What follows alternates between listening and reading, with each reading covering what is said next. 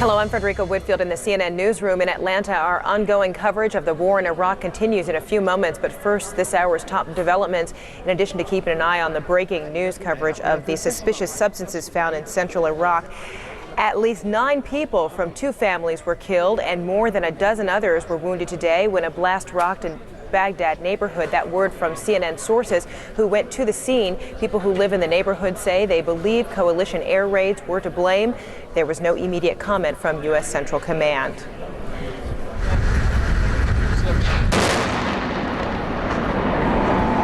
Earlier, CNN viewers watched live as a blast took out a bridge on the outskirts of Baghdad today. U.S. Marines say they destroyed the span because it had become damaged and unsafe in heavy fighting.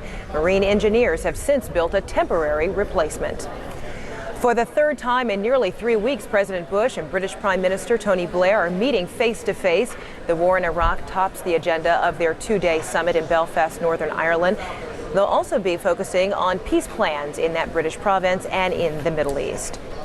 Optimism that the war in Iraq will soon be over is fueling a rally on Wall Street. We're 1 hour away from the closing bell, and right now the Dow Jones Industrials are looking rather promising. The Dow is up about 101 points. Continental Airlines announced today it's suspending flights from New York to Hong Kong. The carrier says fear of the potentially deadly severe acute respiratory syndrome, or SARS, has hurt traffic on that route. We'll have more details a little later in the hour.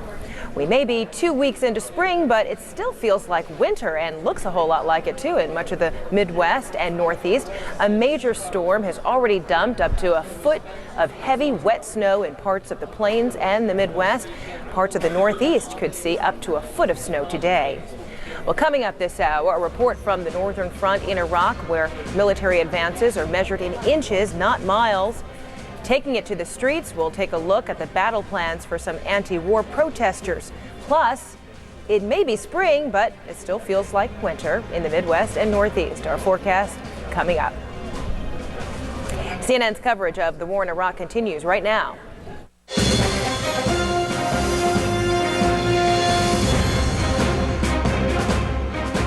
Good afternoon from Washington. I'm Judy Woodruff. U.S. troops today moved forward with efforts to secure the Iraqi capital and struck a symbolic blow against the Iraqi regime.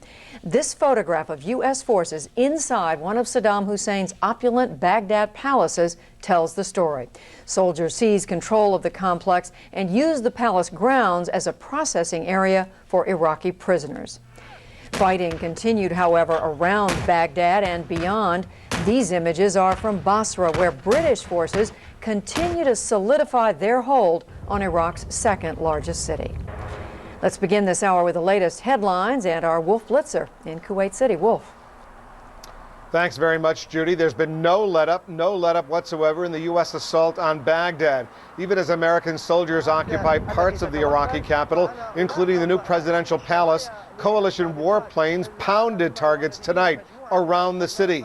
U.S. Army forces advanced on Baghdad from the west as well, and Marines headed into the city from the east.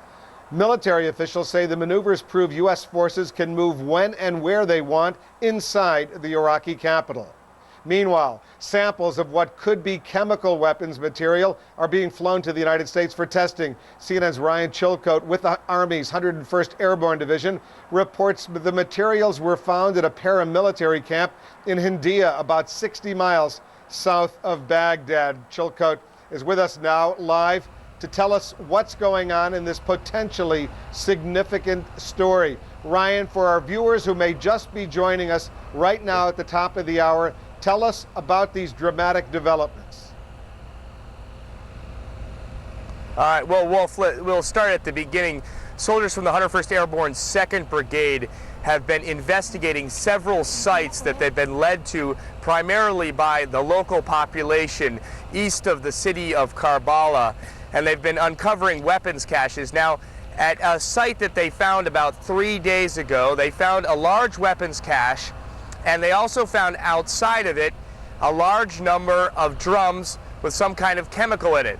Now, they learned very quickly that this facility was an agricultural complex because inside of it, it had a lot of literature about pesticides, and it also had a small warehouse and I was there for all of this, where they have a large number of insecticides. So they did an initial test to see, given the fact that they had found such a large weapons cache at this site, to see what those chemicals were in the drums. They were actually hidden behind the agricultural complex, covered up with like a reed mat, if you will, in some bunker-type holes. They did a test initially for nerve agent and for blister agent, and those tests came up mixed. Today, the development is they brought in a higher level of, more sophisticated level of testing. It's called the Fox vehicle. They brought this Fox vehicle in to do some more testing. They tested again for both nerve and for blister agents, chemical agents, and they came up positive. Now, nothing is simple about any of this. These tests can obviously be erroneous, and there will need to be more tests, and that's something that the 101st Airborne is planning on doing. They've already requested from 5th Corps, which is the umbrella, the Army's umbrella above the 101st Airborne, actually above the 101st and the 3rd ID here in country. They've requested another set of experts to come in, but so far they have positive for both a blister agent and a nerve agent. And according to the one-star General Benjamin Franklin, there's really two ways, they say, to understand these results. Let's have a listen to what the General said about their findings so far. This could be either some type of pesticides, because this was an agricultural compound, and the literature inside the compound talked about dealing with mosquitoes and other type of airborne vermin, and was right along the Euphrates River, very close to Euphrates River. But on the other hand, it could be a chemical agent, not weaponized. And to explain that, Wolf, it's possible that you can get a false positive, if you will, a misleading result from these tests if you have a lot of insecticides around. I mean, effectively, insecticides sort of act like nerve agents. They attack the nervous system of insects. So if you're going around with a lot of very high-tech, very sensitive equipment, it is possible, according to the experts that I've been talking to here on the ground from the U.S. Army 63rd Chemical Company, from the 51st Chemical Company, the experts that have been involved in exploiting, as the military puts it, these sites, it is possible that you could get a false positive. But like I said, so far they believe there is two possibilities. One, they've encountered a chemical agent that they really don't know a whole lot about, they haven't seen before, or two, that this is an insecticide. Wolf? Ryan, and tell our viewers about some of the soldiers, what happened. Some of them became ill after exposure. Thank you. Foreign news reports now from both Kuwait and Iran of popular uprisings in Baghdad. Now, we listen to those with some degree of interest because they are so well placed and have such good sources within Baghdad. Iraqi citizens, according to those two news agencies, have turned against Iraqi soldiers to some degree. Some 35 or so soldiers have been killed, according to those two news agencies, though we can't independently confirm that. All of this as Saddam's information minister claims the coalition forces have not entered the capital and are committing suicide at the gates of Baghdad. From Studio B, let's go live now to Greg Palcott, who's in Amman, Jordan. Greg? Hey, Shepard, at the very least, we're getting reports of a very tense situation in Baghdad tonight as U.S. troops set up shops right in the center of that city. Now, what we have heard is that there have been at least 3 explosions in the eastern part of the city.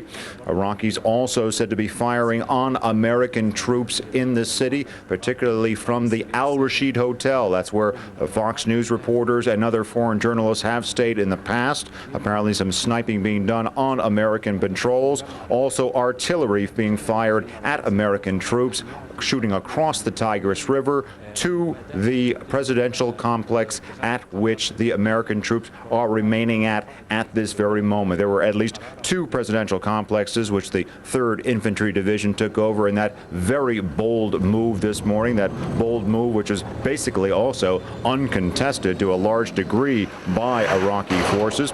They also spent time driving around the main government area on the western side of the city, moves which, it must be noted, the Iraqi information minister, Mohammed Saeed al-Sahaf, has vehemently denied to the foreign press gathered in the city. And this is what he had to say.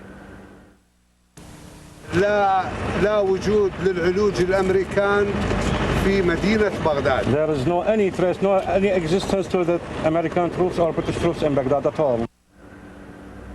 Now, not present at the presidential palace is the president himself, Iraqi President Saddam Hussein, or his entourage. He did make an appearance with some of his aides, not included, by the way, one of his sons, Uday. This appeared on Iraqi state television. Of course, that tape undated, as most of the tapes have been that we have seen in the last couple of weeks. Shepard, it should be noted, and I think you have been underscoring the significance of many of these moves by the 3rd Infantry Division in the center of Baghdad, particularly at that National Parade grounds where the statue of Saddam Hussein was blown up, where there are memorials to past battles, past wars which have been engineered by Saddam Hussein, in which hundreds of thousands of Iraqis have died. A very, very important symbolic move. Finally, Shepard, as you have noted and as we have been hearing from sources both in Iran and in Kuwait,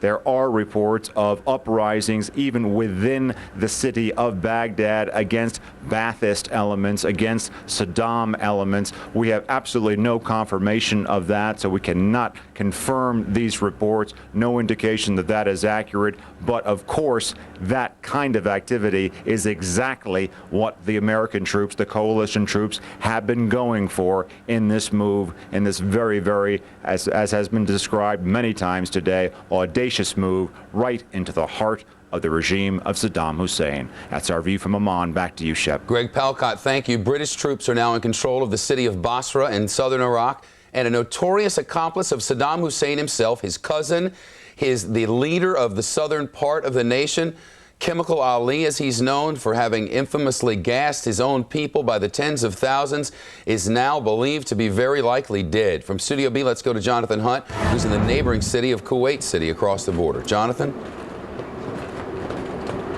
Hey, Shep. Yeah, as the Brits break the back of the regime in southern Iraq, it does appear that they may have got this notorious henchman of Saddam Hussein, known as Chemical Ali, Ali Hassan al-Majid. He is Saddam Hussein's cousin, and he is thought to be responsible for some of the regime's worst atrocities, including the 1988 gassing of Kurds in northern Iraq. That killed thousands and earned al-Majid that name, Chemical Ali. He's also thought to have been involved in the brutal crushing of a revolt by Shiites in southern Iraq after the 1991 Gulf War. His home in Basra was targeted by coalition aircraft over the weekend, and officials believe those airstrikes killed al-Majid, sending a powerful message to the people of Basra and beyond that the regime's days are coming to an end.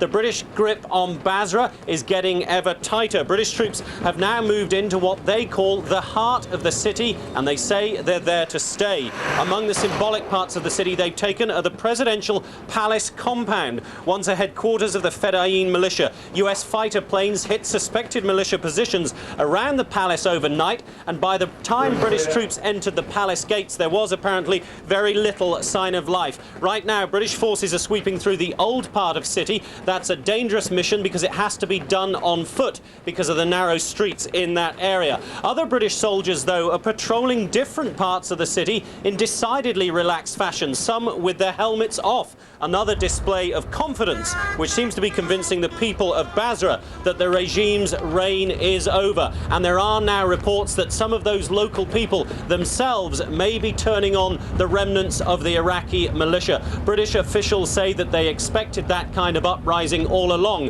One official telling me earlier today that this was bound to happen. It was simply a case of the locals realizing that the days of what he called the Ba'ath Party goons are finally over. Shep? All right, Jonathan Hunt live for us at our newsroom in Kuwait City. Jonathan, thank you very much. It was early this morning, shortly after 2:30 Eastern Time, that the United States military, for the first time, entered the parade grounds, at a spot at which Saddam Hussein always reviews the troops. They took it over quite quickly, and though there were denials from inside the country, the pictures were live and exclusive to Fox News. Greg Kelly continuing his extraordinary reporting. Let's take a look back now. Chalabi has arrived near the town of Nasiriyah in Iraq. Chalabi is a leader of the opposition group, the Iraqi National Congress. He's calling on his countrymen to help remove the final remnants of Saddam Hussein's regime.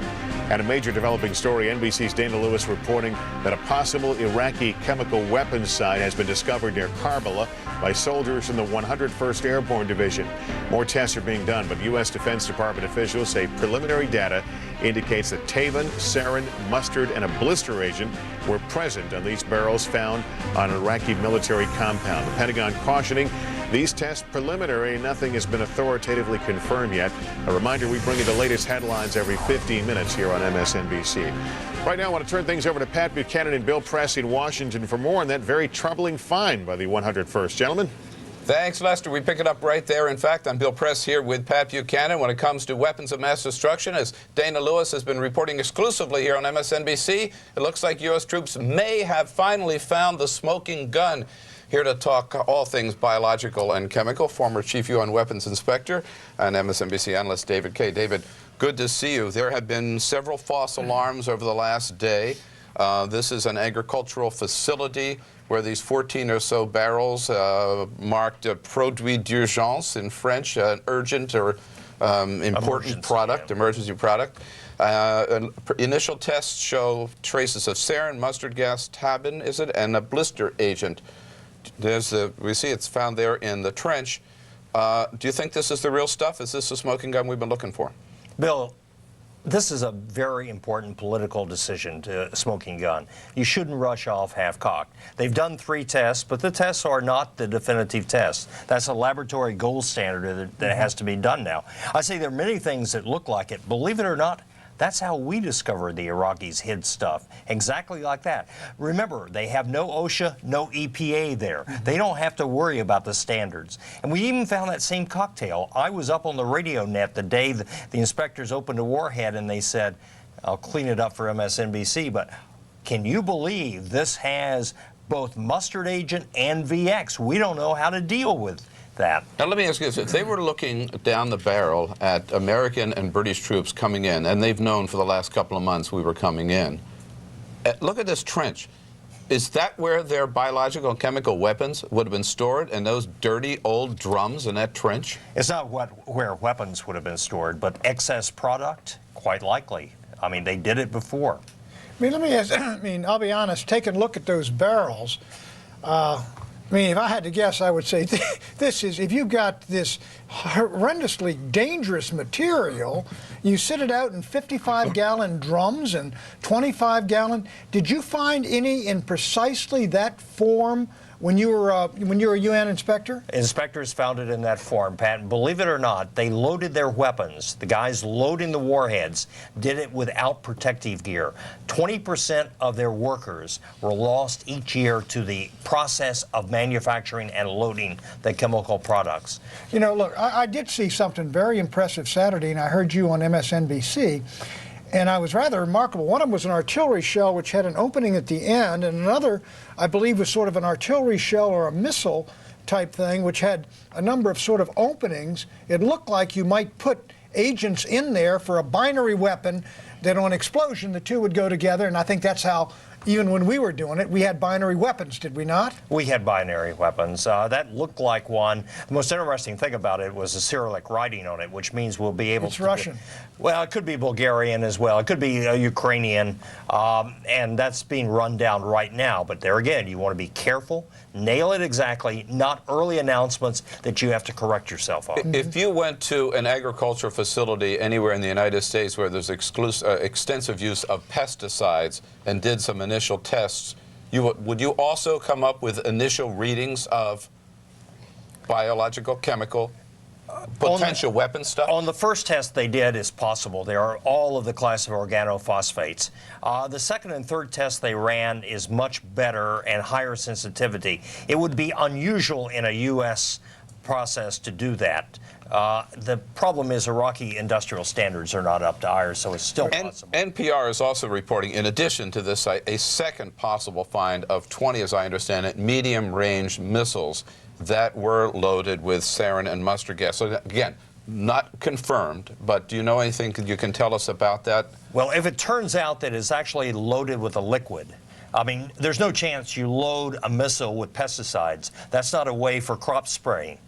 So that's very likely to be a chemical agent. But there again, we have to wait to be sure it's liquid loaded and do the testing. All right, David, here's why there's great skepticism.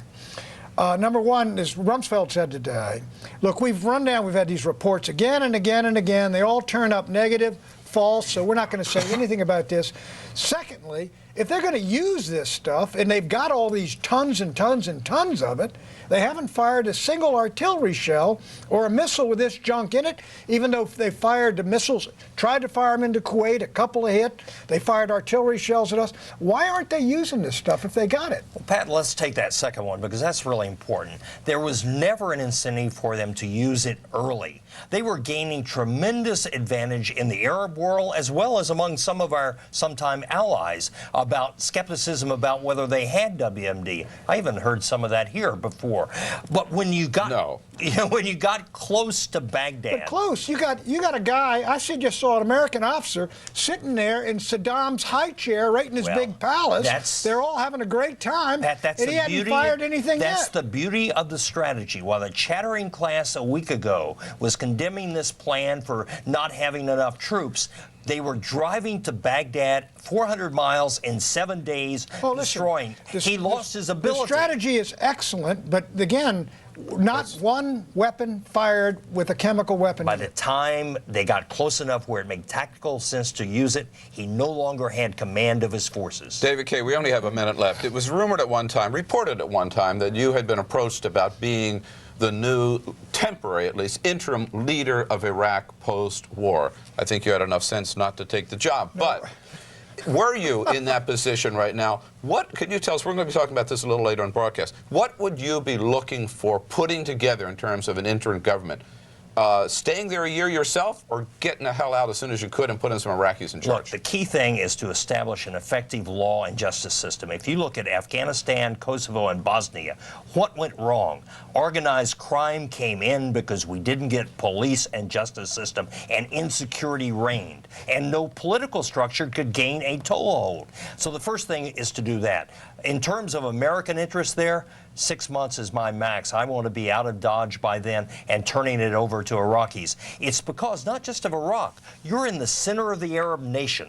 You don't want Americans there as long-term pashas. There's going to be a great battle over this, though, isn't there, David? There is indeed. David, thank you very much. It is always interesting. We appreciate it. We'll have you back again, and frankly, we'll see if that turns up negative or positive. Right now, we do have some positive news from Wall Street. Whoa, do we ever? And Michelle Caruso Cabrera is going to bring it to us. Michelle, what is happening? It was very good news earlier today. Yeah, absolutely. We still have the markets higher, not quite as high as they were in the early going. Take a look. The Dow Jones Industrial Average higher by about 83 points. That looks good. It was higher by more than 200 points in the very early going of the session, so it's definitely come off of its highs, but still, the Dow holding 83.60 right now. The S&P 500 is higher by nearly 8 points. Are slowly, steadily driving toward the main critical highway that connects the two largest cities still under the control of forces loyal to Iraqi President Saddam Hussein. Now, those cities are Mosul and Kirkuk. So it does appear that possibly what's going on in the north is that the coalition forces are essentially surrounding the major cities, not going in as the tactic, in fact, that they followed to a certain extent in the south as well. Judy? So, Ben, we're beginning to get a picture of what the coalition may have in mind in the north. Ben Wiedemann, thanks very much. That picture of the elderly gentleman with a rifle was something in your report. Ben Wiedemann, thanks very much, reporting from near Erbil. The one network, fair and balanced, Fox News Channel. From the Pentagon, revealing interview, rare insight. With the military, exclusive reporting, live. From the front line, with our troops, breaking news. Throughout the region, the pulse of the Mideast made clear. Fox News Channel, real journalism, fair and balanced.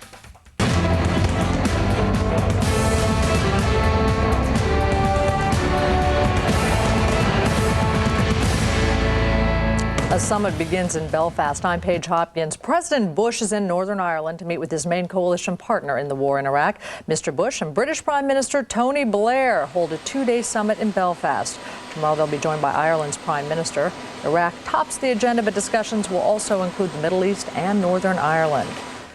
Coalition forces may have found some of Saddam Hussein's illegal weapons of mass destruction. Preliminary tests show that substances found in a military training camp in central Iraq may contain deadly nerve agents. Further tests, however, are being run. American forces are spending the night in Baghdad. They rolled into the center of the city early today and seized Saddam Hussein's newest presidential palace. Joint Chiefs Chairman General Richard Myers says that sends a message that Saddam's regime is finished. In southern Iraq, British forces now control most of Iraq's second largest city, Basra. They smashed into one of Saddam Hussein's palaces and are flushing out pockets of Iraqi militia fighters. The second shipment of humanitarian aid arrives at the Iraqi port in Qasr. The British naval ship Sir Percival had to be escorted by an American minesweeper because of the danger of Iraqi mines. Yeah, that's my mic. And at a port here at home, violence erupts when police try to disperse hundreds of anti-war protesters blocking a road near the port in Oakland, California. Cops chased protesters and fired rubber bullets and beanbags. Several dock workers were injured. They were not involved in the protest and say police used excessive force. Those are the latest headlines. I'm Paige Hopkins.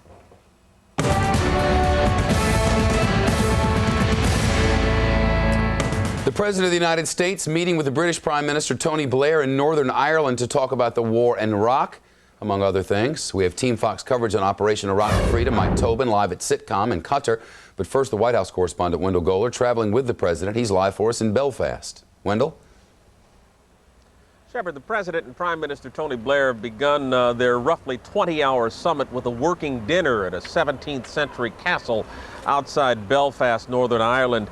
They'll be talking about what comes after the war, the administration of Iraq, rebuilding of the country. The President's aides had said that did not mean that the two leaders believe that the war is almost over, and yet Secretary of State Powell says that the hostilities phase of the war in Iraq is drawing to an end, and the President and Prime Minister are going to be talking about what comes after. Powell spoke to reporters aboard Air Force One as it made the flight across the Atlantic. He said the President and Prime Minister will talk about creating a representative government that includes all facets of Iraqi society. But before that happens, there will be an interim phase, perhaps 6 months or more, in which Iraq will be run by the United States military. This according to Deputy Defense Secretary Paul Wolfowitz. Aides say the President and Prime Minister will agree on a role for the United Nations to play. It will not be a controlling role, which the Russians, the French, and the Germans seem to want. Officials say since the coalition had the will to go to war with Iraq, it will take a leadership role in rebuilding the country. And UN Secretary General Kofi Annan made clear today it's a role that he really doesn't want anyway. You have to be very careful here. Each crisis has its own peculiarities. Iraq is not East Timor, and Iraq is not Kosovo. There are trained personnel, there is a reasonably effective civil service, there are engineers and others who can play a role in their own country. And as we've said before, Iraqis have to be responsible for their political future. A part of the reason for the summit is to guide the United Nations Security Council to smoothly come up with a role for the UN to play in post-Saddam Iraq. U.S. relations with Germany, France, and Russia took a big hit in the Security Council deliberations before the war, and officials don't want a repeat of that. And while they're here, President Bush and Prime Minister Blair will be looking for a way to get the Protestants and Catholics here in Northern Ireland to re-implement the Good Friday Accords. The joint power-sharing government here was dissolved by the British last October after an IRA spy was found in the office of the Protestant First Minister. Since then, Prime Minister Blair has put a good deal of pressure on the IRA, and the president's presence here is meant to give Blair a bit of support. Shepard? Wendell Goler live for us in Belfast. Wendell, thanks. Here with more on the president's trip, our Washington managing editor, Brit Hume. Brit, good to see you. Good to see you, Shep. Why there? Why now? Well, there really is, Shep, a disagreement between the U.S. and the U.K. on the role of the UN in a post-war Iraq. But this is essentially a political and diplomatic matter in this sense. President Bush is trying to do everything he can to support Tony Blair. This is about the third or fourth little snap summit that they've had together. When they get together, it happened in Washington. It happened, remember, with the Spanish and Portuguese and the Azores. Now we have this. And the idea is to show Blair as a major player in all this, an equal partner. The idea is also to try to smooth over the disagreement on the UN. The UN is a much more popular institution in Britain and a much more credible institution in Britain among the public than it is in the United States, which means that for Mr. Blair, trying to get the UN involved is politically helpful in a way that doesn't matter particularly to President Bush. On the other hand, President Bush and his administration are not eager to have the UN get deeply involved in a situation where they think it will make it worse after the UN's failure on weapons of mass destruction over so many years, and after the UN's failure in a number of other places to prevent war or to impose any kind of civil administration. So this will get worked out, but the more they're shown together and the more equal Blair looks, the more clout he appears to have, and that no doubt helps him at home. I guess the argument is it's these nations and these groups who put their politics on the line and put their lives on the line, and as a result, they should get a leading role here. Well, that's right. And of course, the UN would be, if the UN got control of, early control of important elements of a post-war administration of Iraq, which I'm not sure the UN wants. Kofi Annan has signaled otherwise, but whatever role the UN plays might be the entry point for some of the countries that really stiff the U.S. and Britain on help on this war to try to get their hooks into the process as well. And that's something that I'm sure Tony Blair doesn't want, although he's got to be careful about how he says it. And it is certainly something the Bush administration does not want at all, particularly as regards Russia and France. Same time this is happening, Brit, there's a quote from Colin Powell today saying that the hostilities phase of this war is coming to a conclusion. Is it your sense and a sense in Washington now that these dramatic developments from overnight point to a very quickly ending war here now? Well, I don't think he meant, I don't know what you mean by quickly, and I think I don't either, really. And I think if you ask Powell the question, he'd go all cautious. I think he means is that the back of this thing has probably been broken with when they overcame whatever resistance there was from the only serious military force that the Iraqis have. That was those Republican Guard divisions, which have been overwhelmed and obviously badly mauled and appear to be fighting in no organized way at this stage. That means that militarily, the outcome has really been determined. That doesn't mean that it's safe now for the U.S. to go rolling into Baghdad and expect to have flowers thrown. These missions that are being undertaken obviously are daring and somewhat dangerous, and the U.S. has taken some casualties. I know that some military officers expect there may be some counterattacks on U.S. forces at the airport and perhaps elsewhere. So I don't think he thinks this is going to be over in 24, 36 hours. I think what he means is that the end is relatively near. Brit, we don't hear from the leaders. The highest ranking person we've seen recently, we're sure who he is the Minister of Information. It's curious. Guy's a walking Saturday Night Live skit. On one side of the street is our reporter saying we're here, and on the other side of the street is him. But I just wonder if you have gotten any sort of sense of how this thing might all wrap up. They don't sound like ones want to surrender in some grand fashion. No, they don't. And of course, there is this question, Shep, and this is really the key question. At what point do the Iraqi people sense sort of collectively that the regime is done? Saddam Hussein's death or capture is less important than that, although it may turn out that is necessary to get the Iraqi people to really believe it. I mean, the Iraqi people really do seem to regard Saddam Hussein as a kind of vampire who has to be dragged out into daylight and have a stake shoved through his heart before they can believe he's finished. and that is what the U.S. The U.S. team in Iraq is confronted with. is you've got to break the hold of fear, and you're seeing it beginning to break in some places. And you've obviously seen that the U.S. forces have had some help in Baghdad, but that phase of it is what they're working on now. And when that comes, I think we'll all know it, although we can't specify exactly how it will be or what form it will take.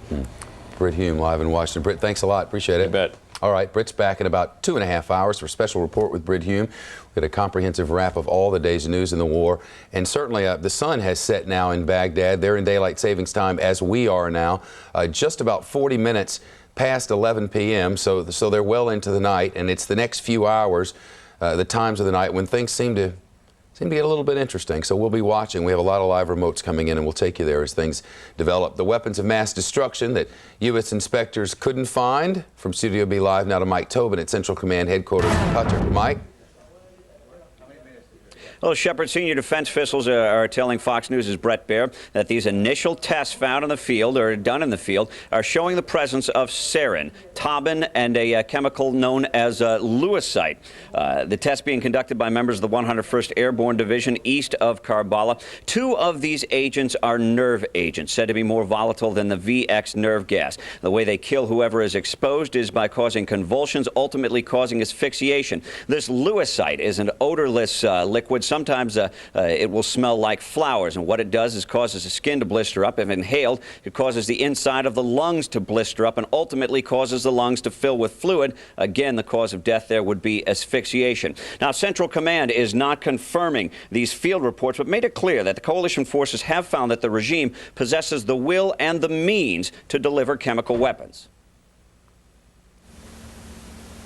Where we saw them, we destroyed them. And we also moved into areas where they had been launched in the early days, particularly toward Kuwait, to take away the opportunity for them to actually deliver those. That work continues, but there's also still capability. While it hasn't been found, we're reminded that because we haven't found it, it's still there. And as night fell, explosions rocked the heart of the Baghdad capital. U.S. Central Command says only the people fighting know who is firing what right now. CENTCOM does confirm U.S. armor is in that area. Coalition aircraft have been flying sorties over Baghdad now 24/7. The explosions could be the result of airstrikes, could be a U.S. ordnance, could be fired by any number of Iraqi forces on the ground in Baghdad. I also want to tell you that General Tommy Franks set foot in Iraq today. He went to 3 separate locations. We don't have a whole lot of details beyond that. We know at the end of the day he set foot in Manama, Bahrain, where the U.S. Navy's 5th Fleet is located. He spoke to reporters there about the potential of chemical weapons being found. He said a large number of sites are being looked at, a large number of sites are being tested, and as soon as they get some hard, fast results, they'll make it public. Shepard, back to you. Mike Tobin, live for us at Central Command. Mike, thanks very much. I want to get the latest now from the northern front. From Studio B, let's go live by the video phone to Chris Klein, who's in northern Iraq and on the night scope as well. Chris, what can you tell us? Shepard, I am, as I was last evening, standing on ground that only earlier today was Iraqi-held territory. Essentially following an intense but brief battle yesterday in the just shortly after dawn hours, a combined force of local Kurdish Peshmerga, Kurdish guerrillas, and allied special forces, as well as intensive allied air action, a position not far from here, just a few kilometers away, a town of considerable size, was overrun by allied forces. Now, throughout this day, after this remarkable battle, which caused only 1 KIA on the Allied side, the Allies are here together with their Kurdish allies, consolidating their position, sending out reconnaissance patrols, and trying to gauge the strength of the enemy in anticipation of the next move. Shepard. Chris Klein live in northern Iraq. Coming up from Studio B, Greg Kelly and his extraordinary adventures overnight, the taking of parts of the city, seen live right here. Mr. Goodwrench, who is this one and only GM expert? I gotta find this guy. Say to our viewers.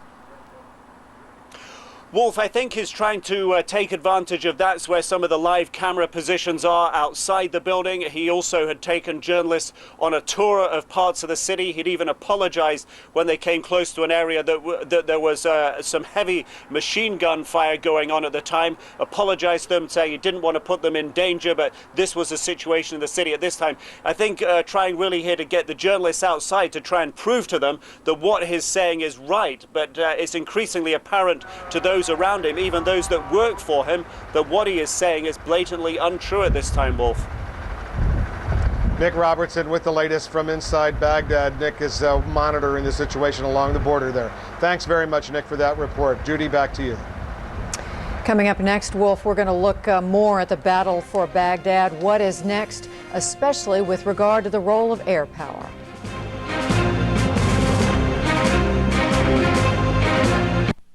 And covered with leaves, the Pentagon continues to caution the tests are preliminary. Nothing has been authoritatively confirmed yet about weapons of mass destruction. British troops are now in control over much of Basra. They've taken over a key presidential palace. They are, however, still rooting out the last of the Iraqi paramilitary fighters. Now one of the main problems in the city is looting. Some Iraqis went on a looting rampage at a bank and local hotel. The International Red Cross says the number of casualties in Baghdad is so high that hospitals can no longer keep track of them. The Red Cross says the hospitals are nearly at a breaking point, and it could get worse as the fighting continues. A reminder, we bring you the latest headlines every 15 minutes here on MSNBC. We want to go to Kerry Sanders now. NBC correspondent has been traveling with the Marines through Iraq. He's about 80 miles south of Baghdad right now. And Kerry, we understand you've got information on a possible hostage situation. Well, about 20 miles to our north, or 60 miles south of Baghdad, 5 Polish journalists traveling in a convoy of 3 vehicles on their own decided to try and head over to Karbala, and they took an exit off of the main highway that heads up to Baghdad. And about 5 kilometers or so off the main highway, as they were going through a small village, they ran into a roadblock that appears to be a roadblock handled by Fedayeen soldiers, the Iraqi military. They were clad in black uniforms, and as that first vehicle approached with the Polish journalists, the other 2 vehicles stopped short. The Iraqi soldiers ordered the first 2 journalists, one from Polish radio, the other from TVN 24 Polish television, out of the vehicle. They were then asked to get down on their knees, and at that point, the other 2 vehicles with the other Polish journalists decided to throw the vehicles in reverse and get out of there, and the Fedayeen military, Iraqi soldiers, began firing at their vehicles as they sped away. The 2 vehicles that got away had 3 journalists. They made their way down to the point where I am, about 80 miles south of Baghdad, and they came up to the U.S. Marines desperately begging for help, saying that their 2 colleagues had been taken hostage by the Fedayeen, and they had their satellite phone on, hoping against hope that somehow their friends were being nothing more than ordered on the side of the road to have their vehicles and equipment stolen, and hoping that somehow these 2 Polish journalists would have been able to get their satellite phone out to make a phone call to say that they were okay, but the phone never rang with the journalists who got free. They spoke to the U.S. Marine Corps here for several hours, detailing all of the specifics of what had taken place. The area we're talking about is beyond the control of the U.S. Marine Corps, but falls into an area that the U.S. Army is controlling. So there are efforts to get the U.S. Marine Corps reports over to the U.S. Army to see if there's anything they can do. The U.S. military says that it would not be a rescue necessarily of journalists. They're not here to rescue journalists, but they are here to intervene when third world nationals are taken hostage. And in this case, they are third world nationals taken hostage. So the U.S. military is looking at it, but they also send up a cautionary note to the Polish journalists who have been inquiring that it's possible that they may have been executed, and they also need to understand that it takes time. They can't just roll in without much information and begin shooting. They have to have more information, and they use the story of the American POW Jessica Lynch, who they followed for 9 days before they actually executed a rescue mission. So this could take some time, and because it falls into this sort of complicated area where the reports first came to the U.S. Marine Corps and then have to get over to the Army, it might actually add a little bit more of a wrinkle to the process. But there are some very anxious journalists here and some very anxious families back in Poland tonight, wondering if their loved ones have been executed or if they're just being held by Fedayeen Iraqi military. And Kerry, this brings up the whole issue of unilateral reporters. We recall what occurred to the ITN crew in this southern Iraq early on in this war. Have there been a lot of reporters who are working outside the military, and is that becoming a hindrance or a source of irritation to the military? It's not a source of irritation to the military. They understand how reporters work. As a matter of fact, the reporter here from TVN 29, or TVN 24, the Polish TV station, at one point he was an embedded journalist. He decided to give up his embedded situation and go off unilaterally with his colleagues. I have run across a few journalists who are unilaterally traveling through the area. Some are friends of mine, and they know it's a tremendous risk. Most of them try to fall in behind U.S. military convoys and travel with the U.S. military. The U.S. military has been more than accepting of unilateral journalists to travel with them. In this particular case, the Polish journalists and the three I met spoke fluent English, decided that they wanted to head over to Karbala because they'd heard some reports that Karbala was now in control of the U.S. military and was safe.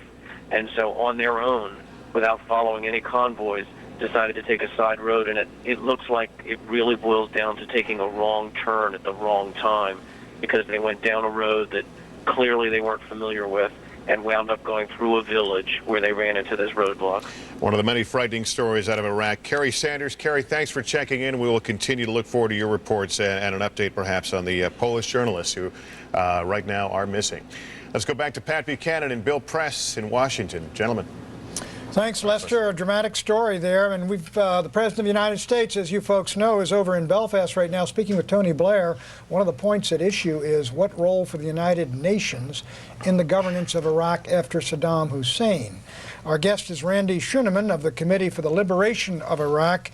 Randy, the United States is going to insist that we play the key role along with our British allies, and that basically the UN butt out when it comes to running Iraq.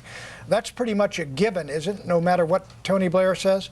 Well, I certainly hope it's a given. I mean, if the UN wants to give a blessing and allow its specialized agencies to come in and humanitarian relief, I think that's fine. But I think the idea that the institution that failed so fundamentally to confront the threat posed by Saddam Hussein should have a say-so in governing Iraq in the future is ludicrous. I don't think it'd be welcomed by the Iraqi people, and it shouldn't be welcomed by the American people. I think pretty much Kofi Annan's going to be brushed aside when it comes to running this operation, disarming Iraq. But let me ask you this. As Mr. Chalabi of the Iraqi National Congress has shown up in southern Iraq, he says, with 600 fighters.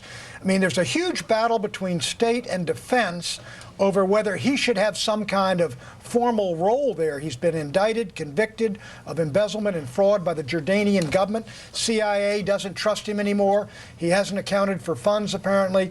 Is Chalabi, the INC, is this the Pentagon's team, as it were, in Iraq? Well, I think one person, very important person, trusts Chalabi enough to get him to Nasiriyah along with his forces, and that's CENTCOM Commander Tommy Franks.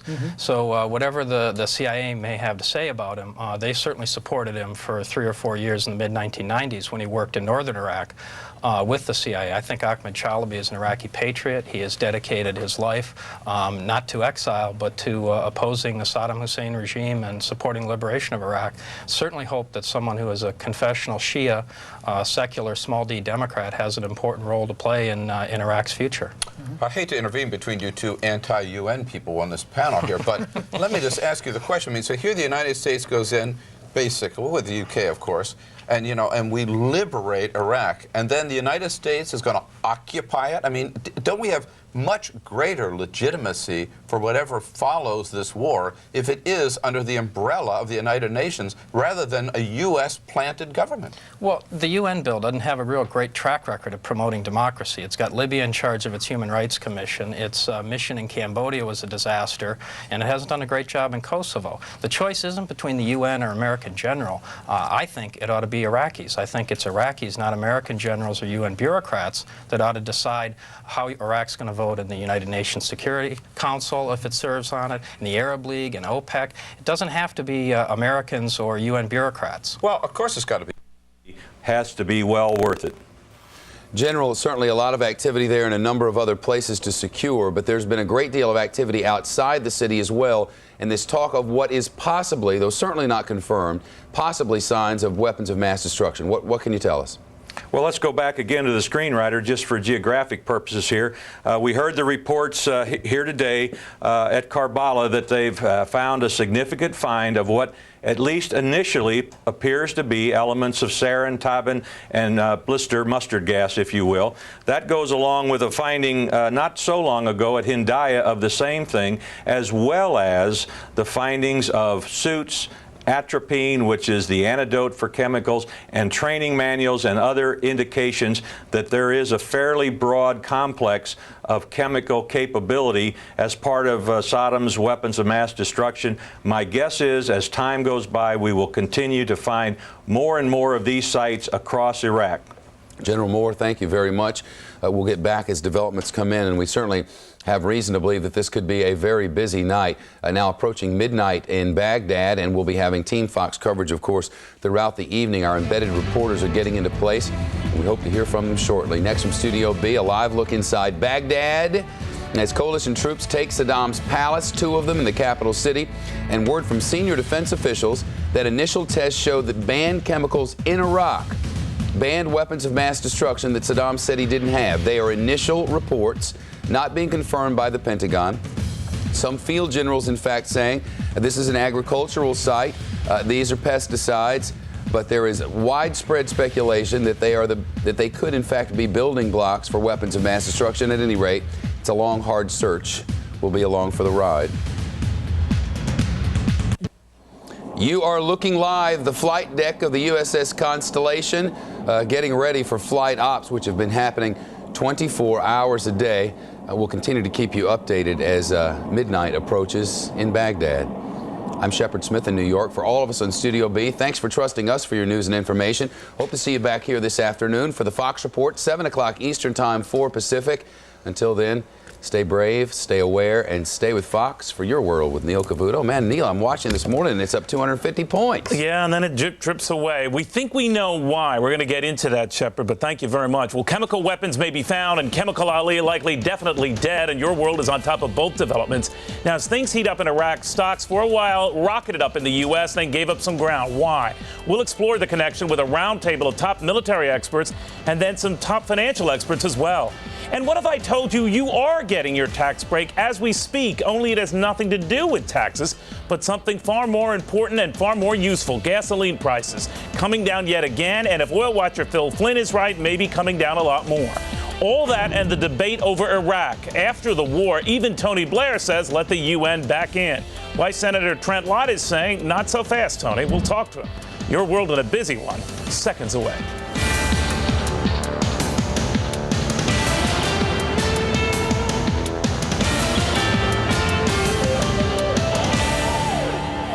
Well, it may be too early to say we told you so, but if the tests are accurate, the U.S. may have just found its smoking gun. Welcome, everybody. I'm Neil Cavuto, and this is your world. Here now, the latest on Operation Iraqi Freedom. Senior defense officials confirmed to Fox News that large drums of what appear to be banned chemical weapons have indeed been found at a military facility near Karbala. Defense officials say that preliminary tests indicate the drums contain both nerve and blister agents. And more powerful explosions light up the evening sky in Baghdad, the latest bombs going off near a hotel that was once used by foreign journalists. Coalition forces now have control of all roads leading in and out of Baghdad. They have also seized 2 of Saddam's palaces in a bold daylight raid. Our Greg Kelly is sending us these exclusive images, a senior defense official calling it a huge psychological success. And the Brits think that they have KO'd Chemical Ali. Saddam's first cousin and one of the most brutal commanders is believed to have been killed in an airstrike on his home near Basra. And he earned the name Chemical Ali for the 1988 poison gas attack that killed tens of thousands of Kurds. They're still awaiting positive identification, just to make sure. Wall Street, smelling a victory in Iraq, poured money into stocks, the Dow initially surging far more than 200 points, but seeing those gains tamed by day's end. So is this the beginning of the end for Saddam Hussein? Well, we've got Fox team coverage with Major Garrett at the Pentagon and Jonathan Hunt in Kuwait City. Well, have we or have we not found that smoking gun, some chemical weapons or stuff that looks a whole lot like chemical weapons being discovered in central Iraq today? Are they the chemical weapons we have long been seeking. The latest on this significant development, we go to Major Garrett at the Pentagon. Major. Good afternoon, Neil. And first thing I want to point out is the Pentagon has for a very long time been much more serene about this question of chemical and biological agents in Iraq, saying, look, when this war is over, we're going to find them. And there's not going to be just one smoking gun. There are going to be many smoking guns distributed throughout the country. And today, based on preliminary examination, not of weapons, but of agents, the Pentagon does believe they're at least onto something in Hindiya, which is just south of Karbala, about 60 miles south of Baghdad. What do they believe they're onto? The existence of 3 agents that could be used in chemical warfare. What are they? Sarin and tabin, which are known nerve agents, and mustard or mustard lewisite, which is a blistering agent. They were found in what is described to Fox News by senior defense officials as a military facility. Coalition forces with the 101st Airborne were led there not by information that existed before the war. There's been a lot of site exploration on sites such as that, but by an enemy prisoner of war, somebody who had once fought on the Iraqi side. Led them to this particular facility, and while there, coalition forces discovered what senior defense officials tell Fox to be multiple gallon drums of these various agents, not put into weapons form, not put into any sort of artillery shells or any other disbursement mechanism, but drums of these agents. Preliminary field tests revealed sarin, mustard lewisite, and tabin. More specific and much more in-depth tests will be undertaken probably within Iraq and then maybe also back here in the United States to confirm the presence of these agents. But defense officials tell Fox it could be very significant, one of many places where, in fact, agents that could be used in chemical or biological warfare are to be found in Iraq. The defense secretary, though, as is his wont, much more cautious about this subject. He was asked today at the Pentagon briefing to evaluate or at least offer official assessment of these first reports from the field. Here's what he said. We don't do that. We don't do first reports, and we don't speculate. And I can tell you, it takes days to get samples of things from wherever they are in the battlefield into a first place where they take a look, and then to a second place where things get checked. And I think that the prudent thing in a case like this would be to kind of let the thing play itself out, and we'll see we'll eventually know. Pentagon says it will eventually know. One thing it does know for sure, Neil, is the state of Republican Guard forces that had been protecting the capital city of Baghdad. And to put it bluntly, according to the chairman of the Joint Chiefs of Staff, General Richard Myers, they are in tatters and in disarray. The chairman offered this assessment of the kind of opposition Republican Guard forces have been able to put up against coalition forces as they've plunged deeper into the capital city. Here's what he said. The command and control of the Republican Guards is at the point now where the most they can do are sporadic attacks from very, very, very small units. The import of all this, Neil, is that when coalition forces eventually topple the Iraqi regime, it will be because they overwhelm what remains of the armed opposition. And after that, sources at the Pentagon say that's when the real investigative work on weapons of mass destruction will occur in earnest, because only then, they believe, will those who know the real truth about the various sites, various locations of these either weapons or agents that could become weapons will talk freely and openly to coalition investigators. Neil, back to you in New York. Major, Rumsfeld was very careful today to say at what point coalition forces would declare victory, whether it's capturing Saddam Hussein or confirmation that the guy's dead or anything like that. Inside the knowledge, what you have of it in the Pentagon, what are they saying? What would be a convincing show of force to indicate the war is won? Well, there may be many convincing indicators of victory. But even then, Neil, the defense secretary indicated that might not be when the coalition declares hostilities over. And there's a very important legal reason for that. When a coalition, in this case, the United States, the Australians, and the British, declare the end of hostilities, all sorts of legal and sort of political expectations follow from that. Okay, hostilities are over. You're no longer under threat. How are you going to take care of the country? And senior defense officials said to me today, as well as Bret Baier, our national security correspondent, that the existence of hostilities may remain in Iraq long after the regime in Baghdad falls. There could be pockets of resistance, people who'll still want to try to do something on Saddam's behalf, even though he may be gone, to revenge or act in vengeance against coalition forces. And what the coalition will do is try to put this interim authority in place, even though hostilities still exist in some parts of the country, and allow that interim authority to get its legs beneath it as far as the governmental issues are concerned. And only then, when it's ready to transition to maybe a more permanent Iraqi government, will the coalition declare hostilities ended. The benchmark might very well be Afghanistan. American forces are still in Afghanistan, even though there is a provisional government there now. Hostilities have not been declared over in Afghanistan. The Secretary of Defense said today, look at Afghanistan as at least a bit of a parallel to what may play out in Iraq. Neil? That's interesting. Major Garrett at the Pentagon. Thank you, sir. Appreciate it.